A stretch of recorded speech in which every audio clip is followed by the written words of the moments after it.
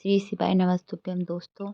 प्रीति मिश्रा जी ने बताया है कि कोई भी चालीसा पढ़ने का सही तरीका क्या होता है, आप किस प्रकार से पूर्ण लाभ पाएँ। क्योंकि नहाने से प्रतिदिन तो हम लोग चालीसा पढ़ने बैठ जाते हैं, लेकिन हम लोग को पूर्ण फल प्राप्त नहीं होता है। तो इसके लिए आप किस तरीके से पढ़ें कि आपकी सभी मनोकामनाएँ पूरी होती हैं? आइए हनुमान सुनते हैं। चालीसा पढ़ना नहीं है। आज तक कोई चालीसा, चाहे गायत्री चालीसा हो, लक्ष्मी चालीसा हो, शिव चालीसा हो, पढ़ना ही नहीं आती। बस बैठ गए भगवान के सामने और पढ़ लिया आसन लगा के। नहीं नहीं नहीं, चालीसा पढ़ने का भी एक नियम है। अगर कोई लक्ष्य लेकर पढ़ रहे हो तो उसका एक नियम है। पूरी जिंदगी पढ़ते रहोगे तो भगवान की प्राप्ति नहीं है। पर लक्ष्य लेकर अगर पढ़ा है, आसन से जिस भगवान की चालीसा पढ़ रहे हो उसकी मूर्ति या उसका फोटो आपके सामने होना चाहिए। एक घी का दिया, अगर हनुमान चालीसा पढ़ रहे हो तो या तो घी का दिया जलाओ, वो भी गाय के घी का हो, भैंस के घी का मत जलाना। हनुमान जी कभी प्रकट नहीं होंगे भैंस के घी से।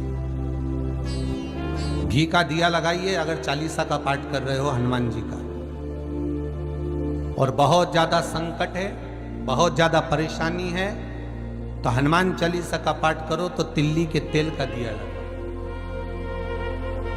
काली तिल के तेल का दिया, तिल का तेल का दिया हनुमान जी के सामने आसन बिछाकर।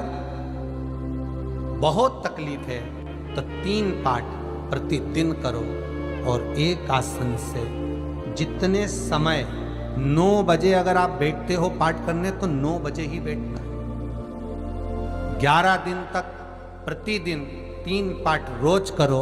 एक पानी का लोटा, कलश, तांबे का जल अर्थात तांबे का लोटा हो, स्टील का लोटा हो, तुम्हारे पास जो कलश हो उसमें जल भरकर एक सिक्का उसमें पटक कर, एक लौंग पटक कर प्लेट से ढक कर रख दो और प्रतिदिन बस टाइम पर बैठकर पाठ करो।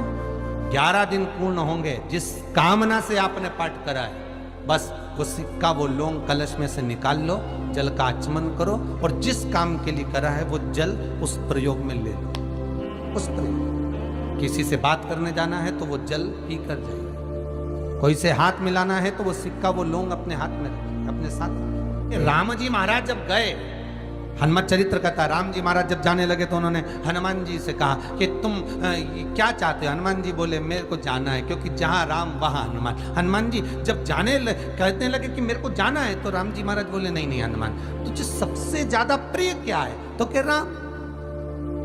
तो हनुमान तू कह रहा है सबसे ज्यादा प्रिय है, राम प्रिय है, तो एक बार जिस समय देवऋषि नारद का अपमान हुआ, विश्वामित्र बाबा का अपमान हुआ, उस समय पर एक राजा ने जब अपमान करा तो तूने उसको राम नाम लिखकर एक जगह पर बिठा दिया और कहा कि तू राम नाम जपते रहे। उसने राम नाम जपा। तब हनुमान याद कर, मेरे सम्मुख में तू खड़ा था और युद्ध होने वाला था, तो तूने क्या कहा था?